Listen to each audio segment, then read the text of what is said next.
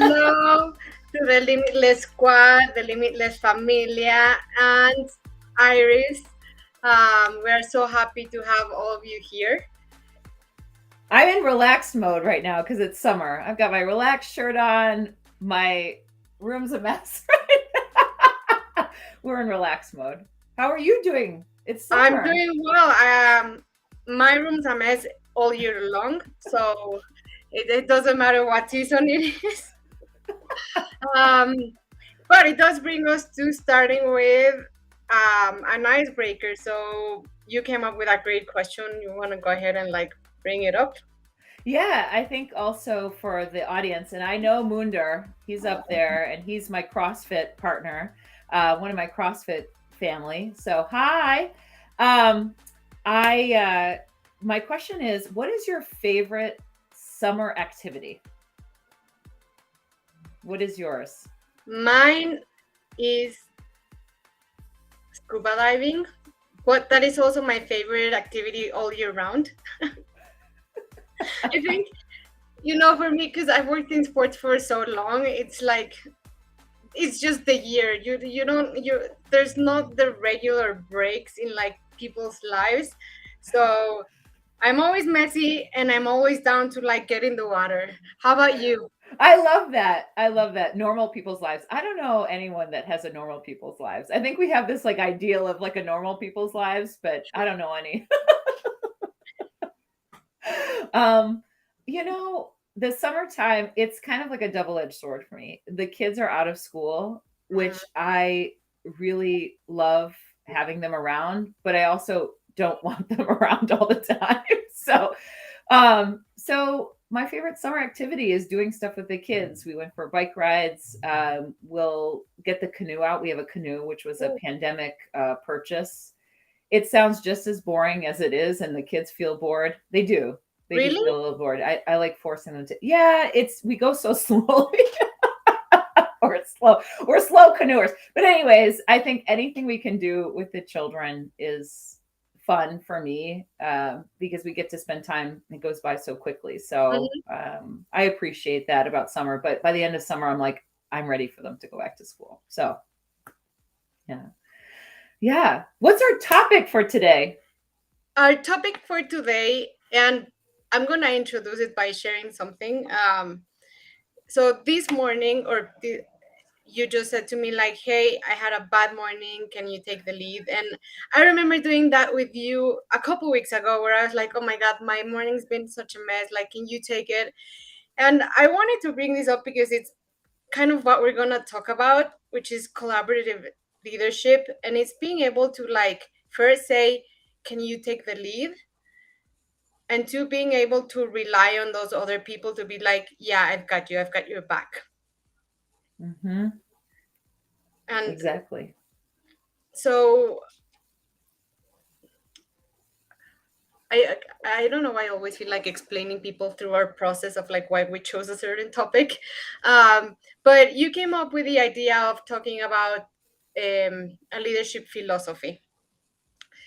And I thought that's amazing because for most of the coaches that I work, which are basically the leaders that I'm with, they don't have one. And you would assume they do.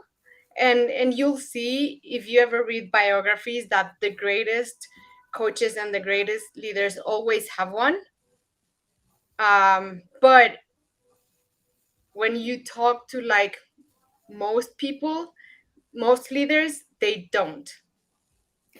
Yeah, it's really interesting because you and I work with a lot of leaders. I work with doctors, I work with professionals. You work with a lot of people in sports at high levels, very high levels. So I want to make sure I put that out there too.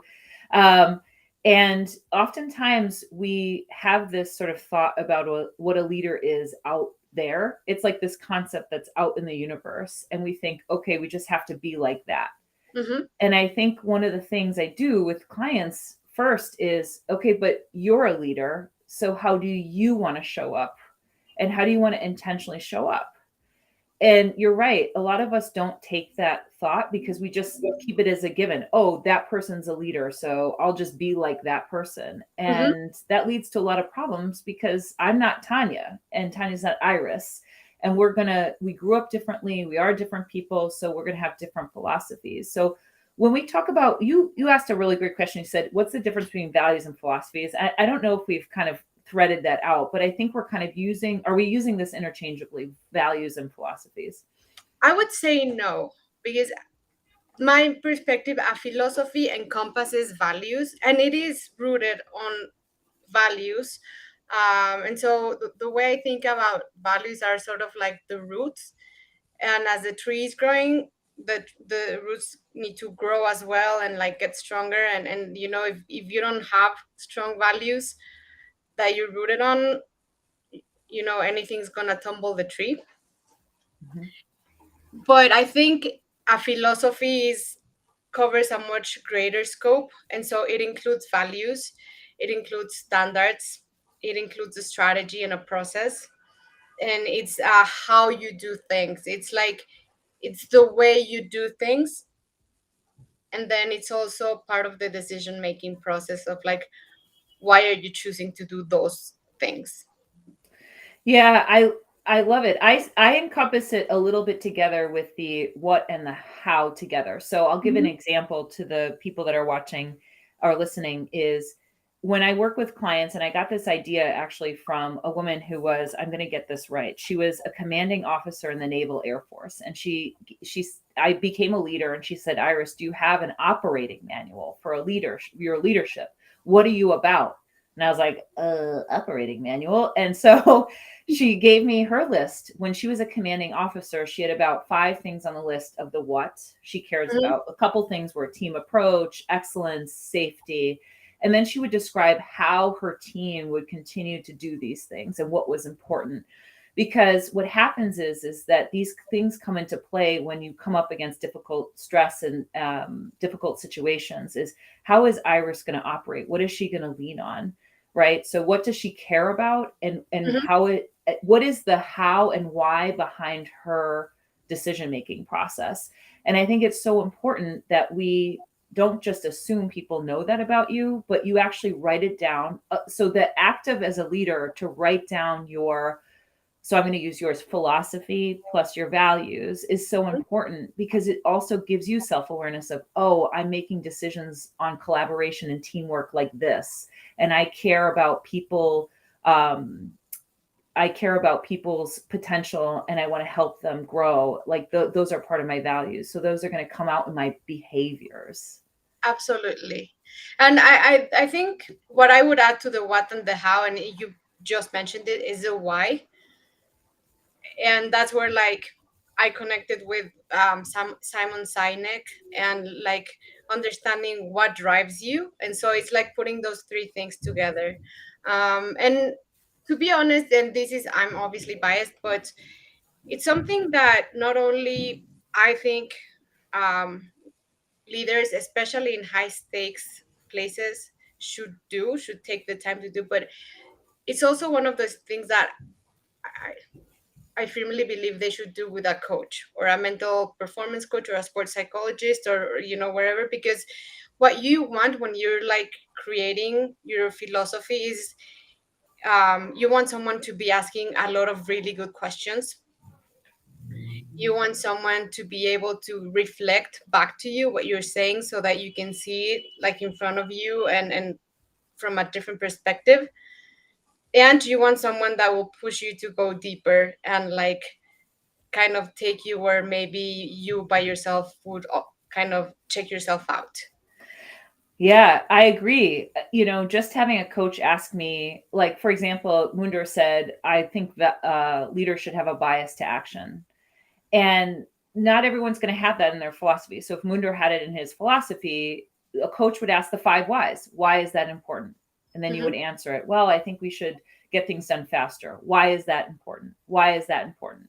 And you'll start to begin to understand that why, so that you can explain it to other people. So you're absolutely right, is you can't do something like this or an exercise like this just by yourself in a vacuum, and neither should you. And on top of it, you should be socializing it with your team. So one of the things that, so Linda Schaefer Veneria, if you want to pick up her book on leadership, she's the commanding officer of the Naval Air Force, was a coach for me in my leadership time. she wrote it out and gave it to her team. And she said to me very clearly, you know, I wanted to make sure that they understood my why, but also that they held me accountable Mm-hmm. to my actions and behaviors. That if I cared about teamwork, or if I, let's say, for example, cared about bias to action, and I'm doing something that maybe is against that, they could ask me why, and then we could have that transparent conversation. So it's important that you don't just do it in a vacuum, and that you socialize it with your team. Yes. And that kind of brings us to the other topic that we wanted to talk about, and just using the example of like having bias to action. Maybe you don't want that all the time, right? And so this, I'm going to bring about something that to me was just this innovative concept that blew my mind. A couple weeks ago, I was with World Rugby, and so we had 19 countries. We had the heads of high performance, head coaches, and the strength and conditioning coaches for 19 nations around the world that will. Okay. Okay, wait. So I want you to understand what a badass Tanya is. What she just said was she worked with people from 19 countries around the world, the top level rugby. I'm like, my mind is blown. So sorry, I had to interrupt to be like, you're amazing. So that's amazing. Okay, I'll go just ahead. say, um, we've mentioned imposter syndrome, and like it was right there with me. But I've kind of learned to like love the fact that of being intimidated by everybody else in the room.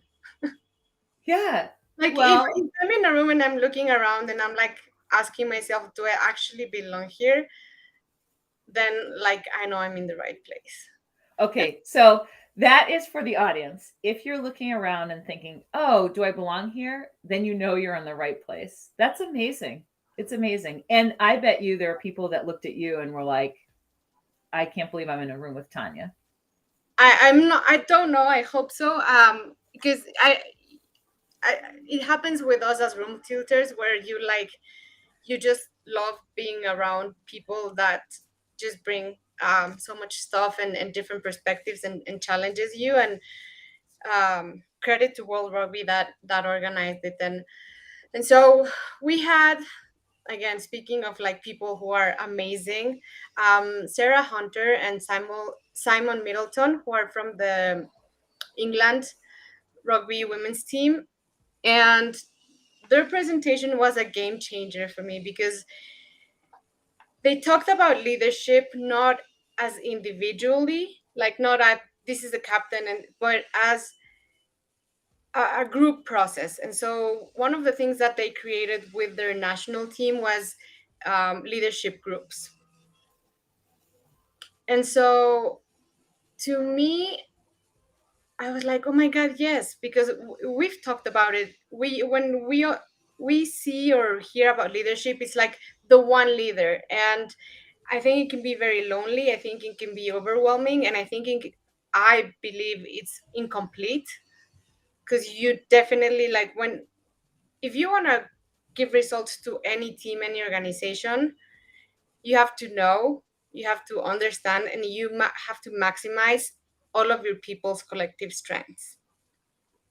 Well, don't you love it when our boss, Josh Lifreck, is like, hey, leadership is a group process. Love that. That's because we love Limitless Minds and we love that. Our boss loves that too. But you're right. I love this concept. We talked about this beforehand in sort of the pre-show in the background was this is very interesting how we look at leadership. And I think it's very Western. We couldn't decide if it was like an American influence or what it was, but for some reason, leaders often feel very lonely, or they feel like I've got to make all the decisions. I've got to do all the things and it's all on me. And it's not just egotistical people, but leaders really feel that way because we kind of give that impression. And here, I love if you could kind of give us an idea of what you guys did or what your workshop was, because here's an idea of how we can do this collaboratively and how we can get leaders well supported and they can help each other. So tell us a little bit more about the leadership groups. So this was kind of their presentation, their workshop. So I cannot take absolute credit from it, but I will like now every time I work with the team, I'm like, this is where we're starting. And so The first thing they did was actually develop a leadership philosophy so that they would know exactly what those groups look like, what are they going to do, what's the purpose, and then get the teams, the players buy in.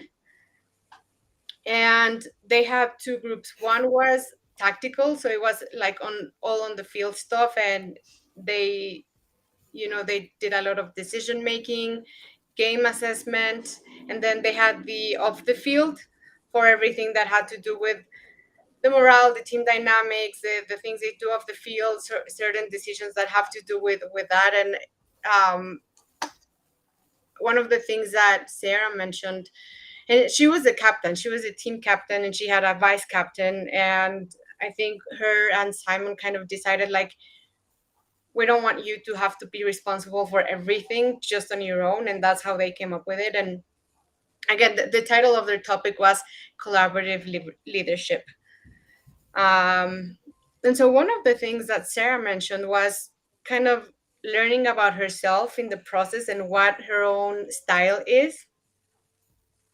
And then making sure that the leadership groups had different styles and different kinds of personalities so that they could really cater to the entire team and they could really challenge each other and do different things. Because, sorry for going on a monologue, but we all have different kinds of strengths. We are all like, we do different, we're different at doing things, uh, certain things. And so what they saw is like, well, you are great at giving speeches, you are great at analyzing, you are great at like cuddling people. So kind of finding each other's strengths and using that. Right. It's not seeing a leader and saying you have to be all of these things to everybody, otherwise you're a bad leader.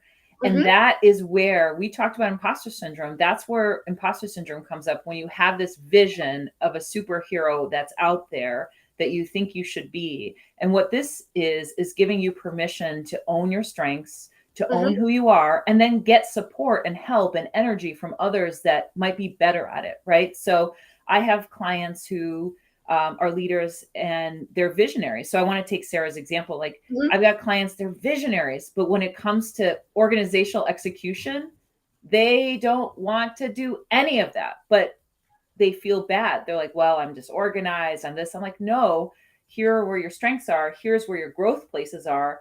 But for now, you need to, what I call, borrow energy from someone. So who mm-hmm. can you partner with so you can borrow energy so you can come up with the best product, the best thing, the best leadership together, right? You don't have to be everything to everyone. And the last thing I would say is it gives permission for the leader not to feel that they can say, oh, you know what? I do need help here and here. That is one of the hardest things for leaders to admit. Yeah, and I think it also ends up being more effective because then when the leadership group makes that decision, then the team around them is like, well, it wasn't just one person's whims. Like, it's harder to question because it went through a process. And so there's that support as well, like you said. And there's also conversations where like they're constantly challenging each other, like, okay, so what would be the benefits or that for this or that. And so I think it just ends up making it more complete and less daunting. Because for the past few years, almost every team that I've worked with, sports team, the biggest complaint I always get at the beginning is like, we don't have leaders. There's no, like, there's not good. And I'm like, well, what does that mean? What are you expecting? And I think often players are scared of like raising their hand and like taking that responsibility or owning that role, because there's this sense that they have to be everything for everyone. But if you do the leadership groups, then you're sharing that responsibility. You are sharing the work. You are sharing, carrying the team's emotions and team's dynamics. And so it doesn't rely solely on one person. It's interesting. It's bringing up something. When I was leading a team, I said, "Oh, I want to bring in someone to help me with some of the other work." I'm an executioner, so I wanted to have someone who was very creative, and so I Mm-hmm. wanted to bring them in. And the what I got back from people was, "Well, why do you?" It was like weakness. Like they were like, "Well, why can't you do this? Why can't you do that? Why do you always?" This was what people said, why do you always need someone else? Because I've done so many things in co-creating, but I love that. I love co-creation. I love collaboration. So I do have to say there is that bias out there when you do ask for that and say, "Hey, I want someone else beside me." Someone will say, "Well, why do you need somebody?" Right? But I Mm-hmm. think get clear. Get clear. That's limitless minds. Get clear about who you are. Get clear about what you can do well, and get clear about where you want support. And yes, you're going to get pushback, but it doesn't mean weakness. It means strength, because you're like, you know what? I am a human being and I know what I'm capable of. And I want those strengths to be amplified. But I can only amplify that energy if I have someone else helping me with the stuff that takes so much out of me. You like you're spot on, and I don't know. Have you heard of the six working geniuses? No, tell us. Okay, so it's a concept that I want to make sure I say his name right. By Lencioni. And so basically, by what he says is that there's six different kinds of like working geniuses, and I'll tell you very briefly which ones they are. Is wonder, invention, discernment, enablement, galvanizing, and tenacity. Mm, And so from his theory, what he poses is that some of these, for each of us, like they fill us with energy, we love them, and some of us like they drain us. They're like he says that working genius, working frustrations, and working competencies. And it's like you said, maybe for me, I'm an inventor too, so I love creating new things, but tenacity, which has to do with like driving projects to the end, closing things, making sure I'm like, I suck at it. If like a team depended on me for that, we would never finish anything.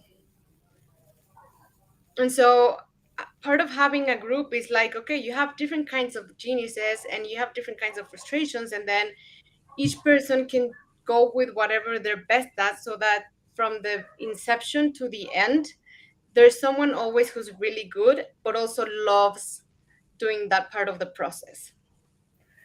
yeah, exactly.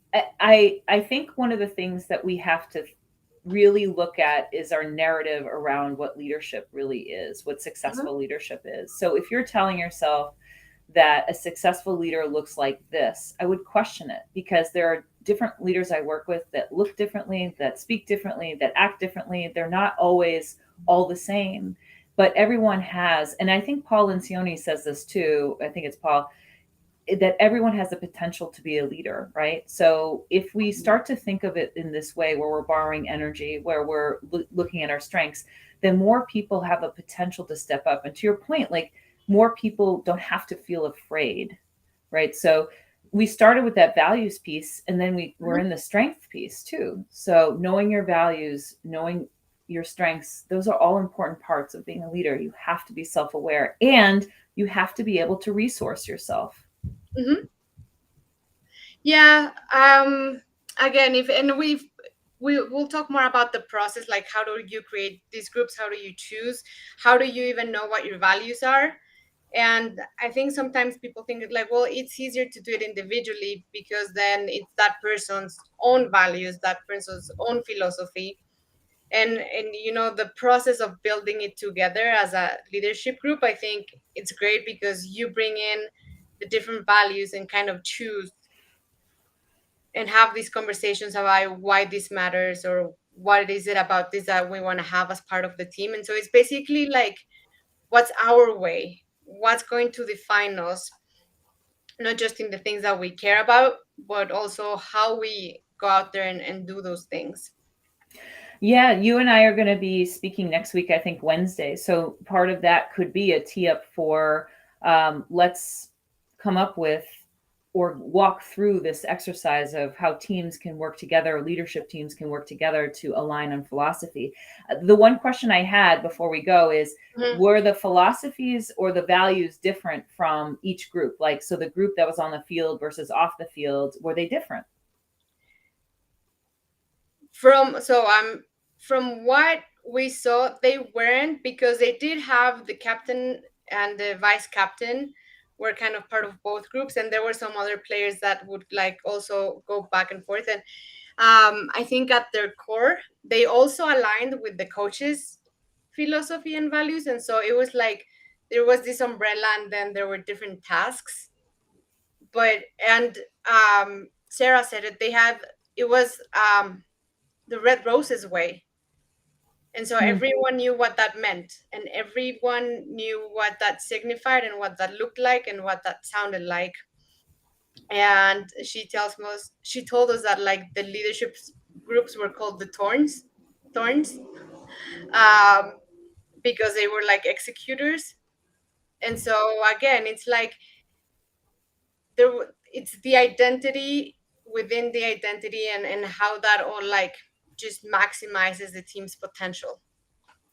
I love that. So I think we should dive deeper into that as well. The last thing I was going to say too is the values as a leader, right? Hmm. And might be different than your personal values, because I wanted to make that distinction because we talk a lot about values. There can be some alignment, but group values may be a little bit different than your values. You don't want them totally different, because otherwise the organization is probably not something you should be a part of. But there are different types of values, and there are different types of organizing principles in different arenas. So when you're in the work arena, you have this leadership values, and personal values are different. So I just want to differentiate before we go, so that we had that. And then on Wednesday, we can talk more about the group process of And I creating think leadership values. what you just said is absolutely key, and we can talk about it. So how do you discern, or how do you go through a process of like choosing maybe team's values that might be a little bit different from your personal, without feeling like you're betraying yourself, or without imposing your own on others? And so, that's again, that's part of the whole process of building these leadership teams, leadership groups. Right, the buy-in, the alignment, those are all important.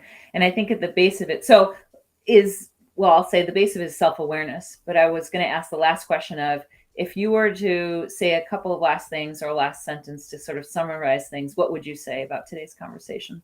I would say, if you want to have truly effective leadership, it's about the collective more than the individual. Oh, we should just drop the mic on that one. Boom. I would just say that you've got to get clear. You got to get clear. Mhm. You got to get clear on your values. You got to get clear on your leadership values. And you have to be self aware of what you're strong in, and not be afraid to say what you need help with, Mhm. because it's okay. Leaders are not superheroes. We're human beings, and we're just trying to do the best we can. Yes. All right. Well, Amazing. yes. So tune in tomorrow, and next week we'll continue the conversations. And if you are listening to this later and want to drop some questions for Iris and I to answer next week, then we'll be more than happy to do that too. Thanks, Tanya. Have a great day, everyone. Bye.